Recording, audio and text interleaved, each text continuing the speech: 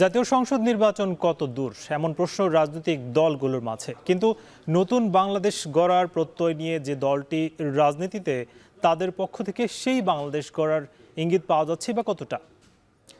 কেন দলটির কোনো কোনো নেতার বিরুদ্ধে তৈরি হচ্ছে নানা বিতর্ক?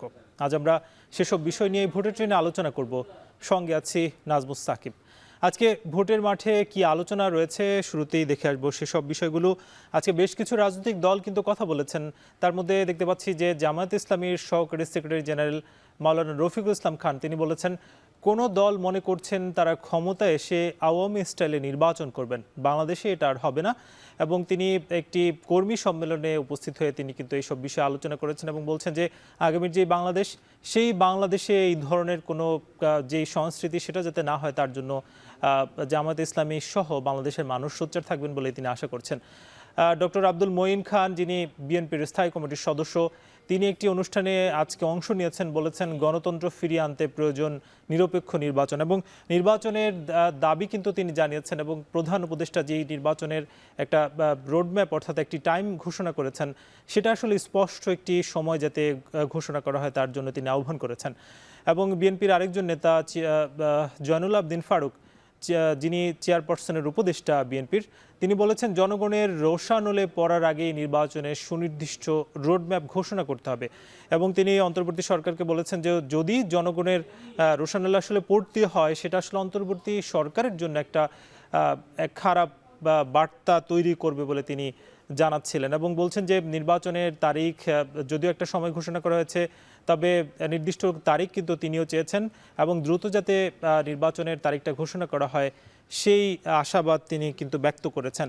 এবং আজকে সরকারের উপদেষ্টা শ্রম, কর্মসংস্থান এবং নৌ পরিবহন মন্ত্রণালয়ের যিনি ব্রিগেডিয়ার জেনারেল অবসরপ্রাপ্ত এম শাখাওয়াত হোসেন, তিনি একটি অনুষ্ঠানে অংশ নিয়েছেন যেটা ঢাকার বাইরে। তিনি বলছেন যে জাতীয় নির্বাচন হবে কি হবে না সেটা আমার বিষয় না। এবং তিনি আরও বলেছেন যে জাতীয় নির্বাচনের জন্য যারা আসলে যেমন নির্বাচন কমিশন সহ যে প্রতিষ্ঠানগুলো দায়িত্বপ্রাপ্ত, তারাই সেই বিষয়ে কিন্তু আগাবেন এবং আগামী দিনের যে নির্বাচন সেটা আসলে এই অন্তর্বর্তীকালীন সরকার সেটা সুষ্ঠুভাবেই করবেন বলে তিনি কিন্তু প্রত্যাশা করেছেন।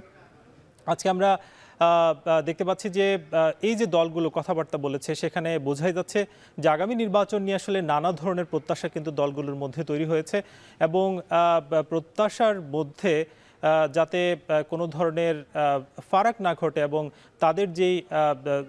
তাদের যেই সুস্পষ্ট প্রত্যাশা সেটা যাতে আগামী দিনের অর্থাৎ এই যে অন্তর্বর্তীকালীন সরকার সেটা যাতে দ্রুতই বাস্তবায়ন করে সেই দাবিও কিন্তু জানাচ্ছেন। আমরা বরাবরই দেখতে পাচ্ছি যে বিএনপির তরফ থেকে কিন্তু বলা হচ্ছে যে সরকার জুন পর্যন্ত যেই একটা সময়সীমা ঘোষণা করেছে সেটা যাতে এগিয়ে নেওয়া হয়, অর্থাৎ আগামী ডিসেম্বরে যাতে আগামী ডিসেম্বরের মধ্যেই যাতে নির্বাচন বাস্তবায়ন করা হয়, জাতীয় সংসদ নির্বাচন, সেই প্রত্যাশা কিন্তু করা হচ্ছে। যদিও আমরা দেখতে পাচ্ছি যে জাতীয় নাগরিক পার্টি কিংবা জামায়াত ইসলামী সহ অন্যান্য যে দলগুলো আছে, সেই দলগুলো বলছে যে সংস্কারটা দ্রুত হওয়া জরুরি এবং সংস্কারের পরপর কিন্তু তারা আসলে নির্বাচনটা চাচ্ছেন। এবং কেউ কেউ বলছেন যে সংস্কারের নাম করে যাতে আবার নির্বাচনটা খুব বেশি পিছিয়ে না যায়, সেই দাবিও কিন্তু আছেন। আজকে আমরা এসব বিষয় নিয়ে আলোচনা করব। আমাদের সঙ্গে যুক্ত আছেন জাতীয় নাগরিক পার্টির সদস্য সচিব SM সাইফ মুস্তাফিজ। সাইফ মুস্তাফিজ, আপনাকে স্বাগত ভোটের ট্রেনে। আমরা শুরুতেই জানতে চাই যে রাষ্ট্রচিন্তক ফরহাদ মজহার আজকে তিনি একটি কথা বলেছেন যে যাকে আসলে মাস্টার মাইন্ড হিসেবে পরিচয় করিয়ে দেওয়া হয়েছে ডক্টর ইউনূস, তিনি পরিচয় করিয়ে দিয়েছেন, সেটা আসলে অন্তর্বর্তীকালীন সরকার প্রধানের ঠিক হয়নি। বিষয়টি আপনি কি বলবেন?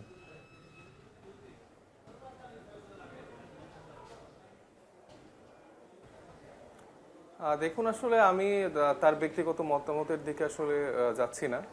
তবে আমার মনে হয় যে এই গণ অভ্যুত্থানটি আসলে জুলাইতে আপনারা যারা দেখেছেন যে মুখগুলো, তাদের তো একটা বিশেষ ভূমিকা অবশ্যই রয়েছে। নাহিদ ইসলাম থেকে শুরু করে মাহফুজ, আসিফ, হাসনাত, সার্জিস যারাই ছিল সামনে থেকে আসলে সেই নেতৃত্বটা দিয়েছে।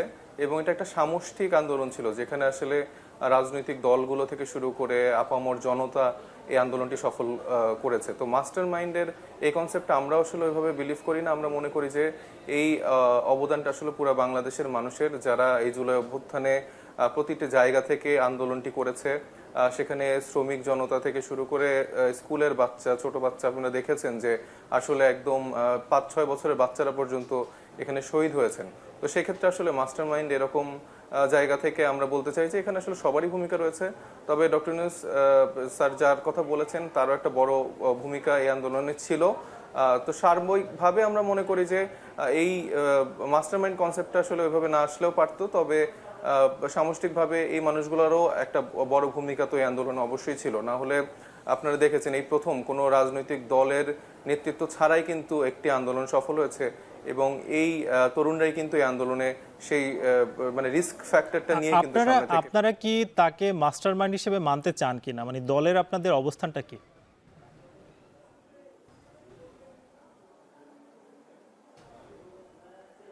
আর এনসিপি তো একটি আলাদা একটা জায়গা থেকে আসলে আছে। তো আমাদের রাজনৈতিক দলে তো আসলে মাহফুজ উনার তো আসলে কোনো ভূমিকা নেই, উনি তো এখন আসলে গভর্নমেন্টে আছেন। তো আমাদের মাস্টার মাইন্ড আসলে এরকম কেউ নেই। এখানে নাহিদ ইসলাম, আক্তার হোসেন থেকে শুরু করে আমাদের যেসব রাজনৈতিক নেতারা আছেন তারা সবাই আমাদের দলের মাস্টার মাইন্ড। এখানে আসলে আমরা বারবার বলছি যে আমরা পরিবারতান্ত্রিক রাজনীতি, ব্যক্তিকেন্দ্রিক রাজনীতি, এই জায়গাগুলো থেকে আসলে বেরিয়ে আমরা সামষ্টিকভাবে যেই নেতাগুলো আমাদেরকে উঠে এসছে সেই মানুষগুলোরকে সামষ্টিকভাবেই আমরা মূল্যায়ন করতে চাই, এবং তাদের দিক নির্দেশনায় আসলে আমরা নেক্সট জায়গাগুলোতে কাজ করতে চাই। কারণ বিগত সময় আমরা দেখেছি যে রাজনৈতিক দলগুলো আসলে পরিবারতান্ত্রিক বা এক ব্যক্তি কেন্দ্রিক আসলে হয়ে যায়, সেখানে সেই ব্যক্তির মতামত বা সেই ব্যক্তির আসলে মেধার ওই জায়গাটাই আসলে সব থেকে বেশি মূল্যায়িত হয়। তবে নতুন বাংলাদেশে যে জায়গা থেকে জাতীয় নাগরিক পার্টি গঠিত হচ্ছে, সেখানে আমরা মনে করি যে এখানে যে সকল তরুণ যারা আছেন আমাদের দলে প্রত্যেকেরই আসলে ভূমিকা অনেক বেশি, এবং প্রত্যেকের জায়গাটা থেকে আমরা তাদেরকে অ্যাড্রেস করতে যে তারা প্রত্যেকে সামষ্টিকভাবে মাস্টার মাইন্ডের জায়গাটা প্লে করে। এনসিপির যে গণঅভ্যুত্থানের যে অবস্থান, সাম্প্রতিককালে কেউ কেউ আসলে অভিযোগ তুলছেন যে পুরো ক্রেডিটটা আসলে এনসিপি নিতে চাচ্ছে। কি বলবেন, এটার সঙ্গে আপনি একমত কিনা? না না, এটার সাথে আমি সম্পূর্ণ দ্বিমত পোষণ করছি। আসলে দেখুন, এনসিপি কিন্তু মানে একটা জনমানুষের রাজনৈতিক দল। এনসিপির কখনোই প্রথমে যে মানুষগুলো আসলে এনসিপির গঠনের পেছনের কারিগর ছিল তাদের কিন্তু প্রথমে কখনোই লক্ষ্য ছিল না যে আসলে একটি রাজনৈতিক দল আমরা গঠন করব। আমরা মূলত 24-এর স্পিরিটটা নিয়ে কাজ করছিলাম জাতীয় নাগরিক কমিটির ফরম্যাটে, বৈষম্য বিরোধী ছাত্র আন্দোলনের ফরম্যাটে। তো এই জায়গা থেকে যখন আমরা দেখেছি যে সাধারণ মানুষের আসলে আকাঙ্ক্ষা আমাদেরকে ঘিরে অনেক বেশি এবং প্রত্যাশার যে চাপ, সেখান থেকে আমাদের একটি রাজনৈতিক দল গঠন করতে হয়েছে। এবং যেই ক্রেডিটের রাজনীতি বলেন, এটা আমরা কখনোই করিনি। আপনারা জানেন যে অভ্যুত্থানের পরপরই হঠাৎ করে আমরা দেখতে পাচ্ছিলাম যে বিভিন্ন রাজনৈতিক দলের পরিচয়ে তারা আসলে তাদের কর্মীদের সংখ্যা বলছিল আমাদের যারা জুলাই যারা শহীদ হয়েছেন। এটা খুবই দুঃখজনক যে একটা দল দাবি করছে যে আমাদের 400 ছাত্র দলের নেতাকর্মী আসলে মারা গিয়েছে, আরেক দলের বলছে যে আমাদের এতজন শিবির কর্মী মারা গেছে। তো এই আন্দোলনটা কিন্তু কোনো দলীয় ব্যানারে হয়নি, এটি বৈষম্য বিরোধী ছাত্র আন্দোলনের ব্যানারে হয়েছে, এবং আমরা ক্রেডিটটা আসলে ওই ব্যানারটিকে দিতে চাই। আচ্ছা, আপনাদের যদি কোনো দল থাকতো তাহলে সেই সংখ্যাটা কি আপনারা প্রকাশ করতেন? চাই না যে আসলে কবরের না না না, ডেফিনেটলি না। আমরা ডেফিনেটলি সেই রাজনীতি পছন্দও করিনি এবং আমরা চাইও না।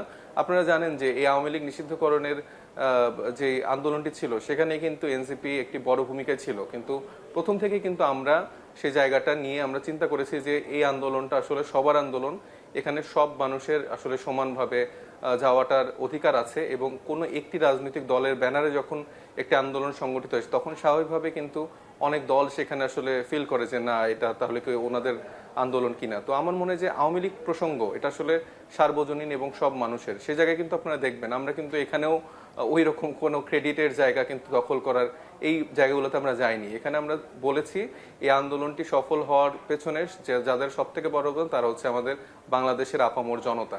তো জুলাই বলেন, ৭১ বলেন, সবকিছুতেই কোনো রাজনৈতিক দল কেন্দ্রিক কেউ যে আসলে পক্ষিগত করে ফেলবে সেই কনসেপ্টে আমরা বিলিভ করি না। আমরা বিগত সময়ে দেখেছি যে আমাদের মুক্তিযুদ্ধকে কিভাবে আওয়ামী লীগ তাদেরকে দলীয়করণ করে ফেলার একটা চেষ্টা করেছে। তো সেই জায়গা থেকে বের হতে হবে, এবং নতুন করে আমাদের জুলাইকেও কিন্তু অনেক দল নিজেদের দাবি করে আসলে একটা রাজনৈতিক দলীয়করণের সংস্কৃতির একটা বলয় তৈরি করার চেষ্টা করছে, এবং যে রাজনৈতিক কালচারটা আমরা দেখেছি যে একে অপরকে দোষারোপ করা, সেটাও কিন্তু তারা নতুন করে করা শুরু করছে। জুলাই আসলে সবার, এখানে যে মানুষগুলো সামনে থেকে নেতৃত্ব দিয়েছে তাদের ব্যক্তিগত জায়গা থেকে আমাদের একটা তাদের অবশ্যই ক্রেডিট দেওয়া উচিত, এবং সেটা বৈষম্য বিরোধী ছাত্র আন্দোলনের ব্যানারটাকে আমাদেরকে সেটি ক্রেডিট দেওয়া উচিত। এবং এই ব্যানারের আন্ডারেই কিন্তু আসলে আপামর জনতা, রাজনৈতিক ব্যানার সবকিছু মিলে মিশে এই আন্দোলনটি সফল করেছে। তো কিন্তু কিন্তু কিন্তু সাইফ মুস্তাফিজ, আপনারা বলছেন যে আগামীতে নতুন বাংলাদেশ আপনারা করতে চান, সেই ম্যান্ডেটই আসলে আগাচ্ছেন, কিন্তু সাম্প্রতিককাল আমরা দেখেছি যে এনসিপির বেশ কয়েকজন নেতার বিরুদ্ধে কিন্তু বড় ধরনের অভিযোগ উঠেছে, এবং আমরা দেখেছি যে দুদক কিন্তু গত কয়েকদিন আগে তারা একটা অনুসন্ধান কার্যক্রম শুরু করেছে আপনাদের এক নেতার বিরুদ্ধে। তাহলে আপনারা নতুন বাংলাদেশ করতে চান, এই অভিযোগগুলো কেন আসে, কেন অনৈতিক কাজের সঙ্গে জড়াচ্ছেন? এনসিপির মানে পার্টিকুলার অনেকগুলার কথা বললেন, আপনি যদি পার্টিকুলার বলেন কয়জনের কথা বলছেন? আমরা যদি আপনাদের যে সালাউদ্দিন তানভীর, তার বিরুদ্ধেই তো একটা বড় অভিযোগ, প্রায় 400 কোটি টাকার তিনি অনৈতিক কর্মকাণ্ডে জড়িয়েছেন, সেটা আসলে একজনের ব্যাপার। গাজী সালাউদ্দিন তানভীর এনসিপির কিন্তু একজন নেতার বিরুদ্ধে এরকম অভিযোগ এসছে, এবং আমরা কিন্তু দলীয়ভাবেই কিন্তু তাকে অলরেডি শোকজ করা হয়েছে, এবং তার এই ভূমিকার জন্য, কর্মকাণ্ডের জন্য তার কাছে কিন্তু আমরা একটি নোটিশ পাঠিয়েছি, এবং সেই অনুযায়ী কিন্তু আমরা একটা লিগ্যাল অ্যাকশনও দল থেকে নেওয়া হচ্ছে। আপনি জানেন অলরেডি সে অব্যাহতি পেয়েছে আমাদের দল থেকে। আমাদের ক্ষেত্রে আমাদের রাজনৈতিক দল এনসিপিতে কিন্তু আসলে যখন গঠন করা হয় তখন থেকে আপনারা দেখবেন যে এখানে বিভিন্ন দিকের বিভিন্ন সেক্টরের অনেক মানুষকে নিয়ে আমরা আসলে এই রাজনৈতিক দলটি করেছি, এবং আমরা বলছি যে আমরা একটি মধ্যমপন্থী দল, যেখানে বাম ডান মধ্যম সবাইকে একসাথে নিচে নিয়ে আসার একটা প্রয়াস। তো সেই জায়গায় এত বড় একটা দল করার ক্ষেত্রে কিছু স্বার্থান্বেষী মানুষ এখানে ঢুকে যেতেই পারে, অথবা ঢুকে যাওয়ার পরে তাদের কিছু কিছু এরকম জায়গা তৈরি হতে পারে, যেটা আমাদের পুরনো রাজনৈতিক বন্দোবস্ত আমরা যেটা বলছি। তো এই রাজনৈতিক বন্দোবস্ত থেকে বের হওয়ার জন্যই কিন্তু আমাদের নতুন রাজনৈতিক বন্দোবস্তের কথা আমরা বলছি। সেই জায়গা থেকে আপনারা দেখতে পাবেন যে আমরা কিরকম অ্যাকশন নিচ্ছি কিনা। গাজী সালাউদ্দিন তানভীরের বিরুদ্ধে পার্টিকুলারলি কিন্তু আমাদের দল থেকে অ্যাকশন নেওয়া হয়েছে, এবং আমরা জাস্ট ওই মৌখিক ওই অ্যাকশনগুলো নেই না যে ধরেন 1 মাস পর আবার এগুলো উইথড্র করে সে আবার দলে ফিরে আসে, যেগুলো অন্যান্য রাজনৈতিক দলের ক্ষেত্রে দেখা যায় যে হ্যাঁ তারা 1,500-2,000 বিরুদ্ধে অ্যাকশন নিয়েছে, কিন্তু 1 সপ্তাহ 1 মাস পর আবার সেটা উঠে যায়। ছোট করে একটু জানতে চাই যে আপনারা গণপরিষদ নির্বাচন কিংবা সংবিধান সংস্কার সেই দাবিগুলো করছেন, কিন্তু সেইগুলো আসলে আলোর মুখ কেন দেখছে না, একটু যদি 15 সেকেন্ডে বলা যায়। আলোর মুখ দেখছে না কারণ অন্যান্য রাজনৈতিক দলের আসলে সে সদিচ্ছাটা নেই। অন্যান্য রাজনৈতিক দল 17 বছরের যেই পুরানো কাঠামো আছে সেই কাঠামোতেই আগামীকালকেই নির্বাচন চায়, এবং তারা যখন এই নির্বাচনে আসলে চলে আসতে পারবে তাদের জন্য খুব সুবিধা হবে যে সেই পুরানো টুলগুলো ইউজ করে তারাও হয়তো বা সেভাবে ফ্যাসিবাদ কায়েম করতে পারবে। এই জন্য অন্যান্য রাজনৈতিক দলগুলো আসলে এই বিষয়গুলোতে তাদের সদিচ্ছা অর্থাৎ দেখাচ্ছে। অন্যান্য রাজনৈতিক দলগুলো চায় না। সাইফ মুস্তাফিজ, একেবারে সময় শেষ আমাদের, আপনি সময় দেওয়ার জন্য অসংখ্য ধন্যবাদ।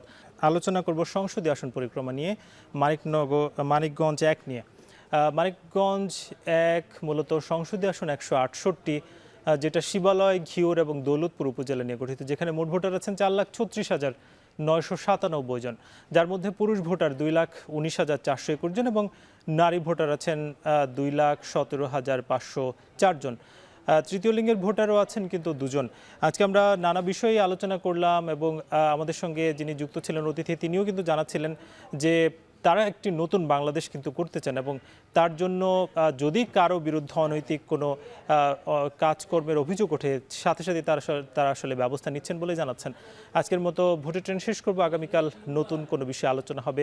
শুভরাত্রি।